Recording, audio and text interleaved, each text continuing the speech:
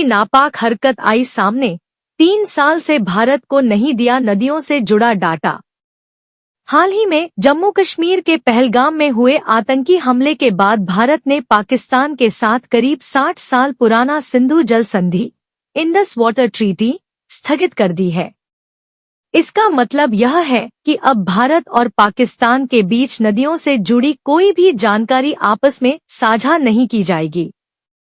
वहीं इस बीच चीन की भी नापाक हरकत सामने आई है। अब चीन ने भी रोका पानी से जुड़ा डेटा। सिर्फ पाकिस्तान ही नहीं, अब चीन ने भी भारत के साथ नदियों से जुड़ा जरूरी डेटा देना बंद कर दिया है।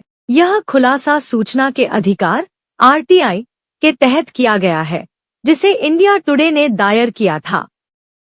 जल शक्ति मंत्रालय ने बताया है कि चीन ने साल 2022 से भारत के साथ कोई भी हाइड्रोलॉजिकल डेटा यानी नदियों का पानी, बहाव, स्तर आदि से जुड़ी जानकारी साझा नहीं की है। डेटा क्यों जरूरी है?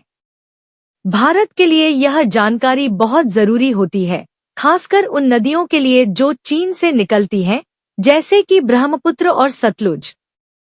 यह डेटा भारत को इन नदियों में बाढ़ का अनुमान लगाने, अलर्ट जारी करने और बांध या पुल जैसे इंफ्रास्ट्रक्चर की प्लानिंग में मदद करता है। समझौते की स्थिति क्या है?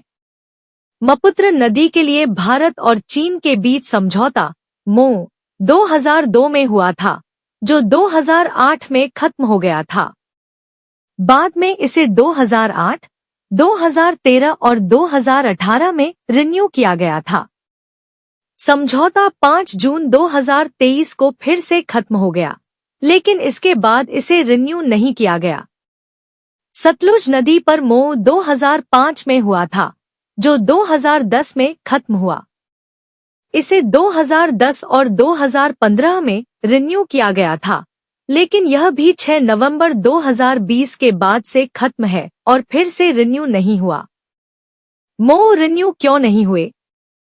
जब RTI में यह पूछा गया कि MoUs को दोबारा रिन्यू क्यों नहीं किया गया, तो जल शक्ति मंत्रालय ने इसकी जानकारी देने से इनकार कर दिया। मंत्रालय ने कहा कि इस विषय में जानकारी RTI अधिनियम की धारा 10(1) के तहत साझा नहीं की जा सकती।